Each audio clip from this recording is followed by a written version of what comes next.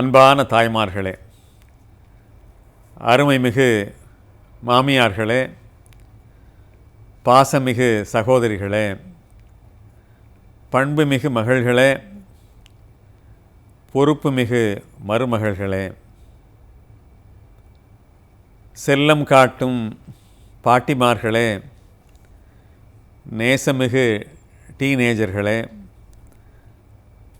இளம் குட்டீஸ்களே, உங்கள் அனைவருக்கும் அன்பான மகளிர் தின நல்வாழ்த்துக்கள். இன்றைக்கு உலகமே மகளிர் தினத்தை போற்றி கொண்டாடி மகிழ்ந்து கொண்டிருக்கிறது. ஒரு திரைப்படத்தினுடைய வெற்றி எதிலே அடங்கி இருக்கிறது என்று கேட்டால், தாய்மார்களுடைய ஏகோபித்த வரவேற்பு, பேராதரவு என்று சொல்லுகிறார்கள். சரி, ஒரு அரசியல் வேட்பாளர் மாபெரும் வெற்றியை தேர்தலிலே பெற்றார். எப்படி பெற்றார் என்றால், பெண்களினுடைய நல்லாதரவை அவர் பெற்றுவிட்டார், அதனாலே வெற்றி பெற்றுவிட்டார் என்று சொல்லுகிறார்கள். எனவே வெற்றியே பெண்களால் தான் தரப்படுகிறது, அவர்களால் தான் அதை அடைய முடிகிறது. வீட்டிலே ஒரு குழாயிலே பழுது ஏற்படுகிறது, குழாயை சரி செய்கிறவரை வரவழைக்கிறோம். வீட்டிலே இருக்கிற அம்மணி ஒன்றை சொல்லுகிறார், ஐயா ஒன்றை சொல்லுகிறார். ஐயா சொன்னது முதலில் நடக்கிறதா, அம்மா சொன்னது முதலில் நடக்கிறதா என்றால் உங்களுக்கு அது தெரிந்த விஷயம்தான். 33% என்று இருந்தது இன்றைக்கு நம்முடைய தமிழக முதல்வர் அவர்களாலே உள்ளாட்சி தேர்தலிலே பங்கு பெறக்கூடிய பெண்களுடைய எண்ணிக்கை இன்றைக்கு 50ஆக உயர்ந்திருக்கிறது. போகிற போக்கை பார்த்தால் பெண்களிடமிருந்து ஆண்களுக்கு இடஒதுக்கீடு கேட்டு வாங்க வேண்டுமோ என்கிற சூழ்நிலை கூட உருவாகும் போல் இருக்கிறது. பாரதி சொன்னான், பெண்மையே வாழ்கவென்று கூத்திடுவோமடா என்று சொன்னான். கூத்திடுவோம் என்று சொன்னான். பாரதி இப்படி சொன்ன காலகட்டத்தை எண்ணி பார்க்க வேண்டும். பெண்களை ஒரு அடுக்களை பாவையாக, ஒரு போகப் பொருளாக பார்த்து கொண்டிருந்த காலத்திலே பெண்மை வாழ்கவென்று கூத்திடுவோமடா என்று உயர்த்தி பிடித்தான். அவனுடைய சமகாலத்தவர்களோ அதற்கு பின்னாலே வந்த அவர்கள் காலத்தை ஒட்டி வந்தவர்களோ யார் இந்த அளவிற்கு பெண்ணுரிமைக்கு, பெண்ணியத்திற்கு இவ்வளவு முக்கியத்துவம் கொடுத்தார்கள், எந்த கவிஞர் கொடுத்தார் என்று கேட்டால் அது பெரிய இடைவெளியாக இருக்கிறது. வீட்டு பணியாளராக மட்டுமே பார்க்கப்பட்ட பெண்மணிகள் அந்த காலத்திலே அதிகம். ஒரு பெண் கடல் கடந்து போகக்கூடாது என்று சம்பிரதாயமாக, பண்பாட்டு ரீதியாக அவர்கள் இல்லத்திலேயே முடக்கி வைக்கப்பட்டிருந்தார்கள். பல்வேறு துறைகளிலே இன்றைக்கு பார்க்கிறோம் எப்பேற்பட்ட வளர்ச்சி, எவ்வளவு முன்னேற்றம், மகிழ்ச்சியாக இருக்கிறது. இன்றைக்கி மகளிர் தினம் என்று சொல்லுகிறோமே, மகளிர் தினம் என்பது எப்படி ஏற்பட்டது? இதை நான் உங்களுக்கு சொல்ல கடமைப்பட்டிருக்கிறேன். பிரான்ஸ் நாட்டிலே புரூசியன் என்று ஒரு பிரிவு, ஒரு குட்டி நாடு என்று வைத்துக்கொள்ளுங்களேன், ஒரு மாகாணம் போல என்று வைத்துக்கொள்ளுங்களேன். அதிலே லூயி பிளாங்க் என்று ஒரு மன்னன் இருந்தான். அவன் தன்னுடைய அரசவையிலே பெண்களுக்கென்று ஒரு இடத்தை ஒதுக்கி ஆலோசனை குழு என்று பெண்களை நியமித்தான். அவர்கள் பல்வேறு ஆலோசனைகளை சொல்லலாம் என்கிற உரிமையை அவன் தந்தான். அதே போல மக்கள் பிரதிநிதிகளை தேர்ந்தெடுப்பதிலே அவர்களுக்கு வாக்கு உரிமை உண்டு என்று அவன் கொண்டு வந்தான். 1848 மார்ச் மாதம் 8ஆம் தேதி இந்த அறிவிப்பு செய்யப்பட்டது. மகளிருக்கு முக்கியத்துவம் தரப்பட்டது. இந்த தினம்தான் உலகளவிலே இன்றளவும் மகளிர் தினமாக இன்றளவும் போற்றப்பட்டு கொண்டிருக்கிறது. 1893, 1943, 1975, 2016 இந்த 4 ஆண்டுகளும் மகளிரை பொறுத்தளவில், பெண்களை பொறுத்தளவில் மிக முக்கியமான ஆண்டுகள் என்று சொல்லலாம். எந்த வகையில் என்றால் 1893 தான் நியூசிலாந்து நாட்டிலே தான் முதல் முறையாக பெண்களுக்கு ஜனநாயகம் ரீதியாக ஓட்டுரிமை வழங்கப்படுகிறது.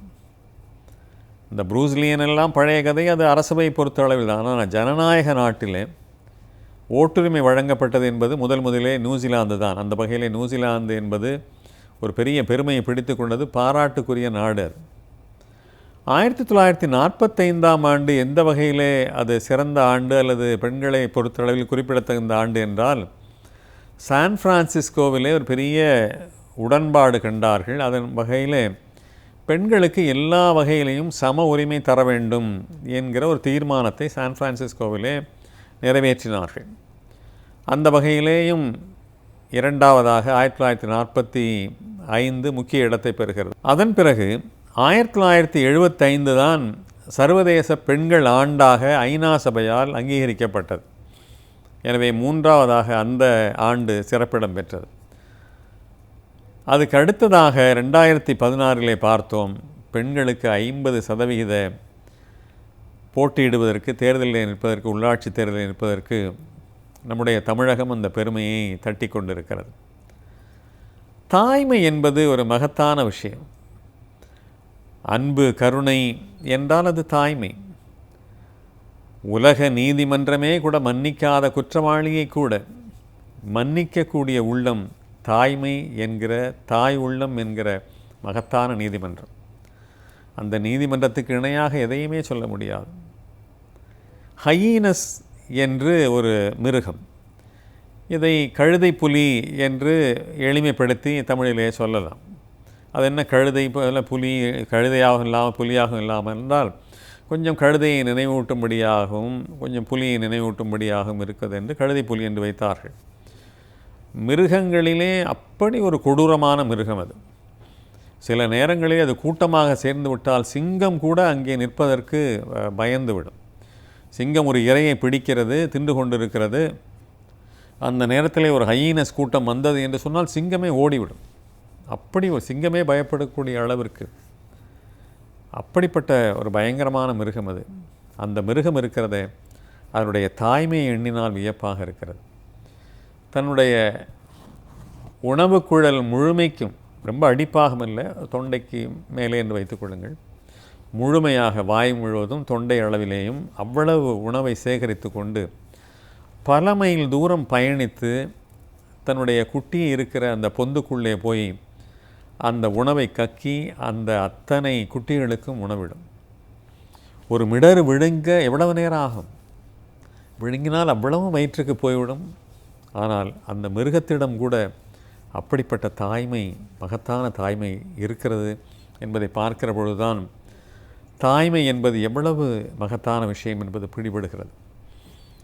என்னுடைய தாயார் திருமதி மணிமேகலை ஒரு 1.5 ஆண்டு காலம் தன்னுடைய மரணப்படுக்கையில் இருந்த பொழுது அவர்களுக்கு உடம்பெல்லாம் படுக்கை புண் வந்துவிட்டது. மிக கோரமான காட்சி அது. அந்த படுக்கை புண் வழியாக முதுகு தண்டுவடத்தில் இருந்த எலும்பு கூட தெரிய ஆரம்பித்த ஒரு கடுமையான சூழல். அந்த நேரத்திலே அவர்களை அலுவலகத்துக்கு செல்வதற்கு முன்பாக நான் பார்த்துவிட்டு செல்வேன். வந்ததும் அமர்ந்த பக்கத்தில் இருந்து பார்த்துவிட்டு நான் என்னுடைய அறைக்கு போவேன். அப்பொழுது ஒரு எளிய தும்மல் ஒன்றை தும்மினேன். உடனே அவர்கள், உடம்பை பார்த்துக்குப்பா, என்னப்பா அப்படி உடம்பெல்லாம் அப்படி பார்த்துக்காமல் இருக்க, தும்முதே, ஜாதோஷமா அப்படின்னு கேட்டாங்க.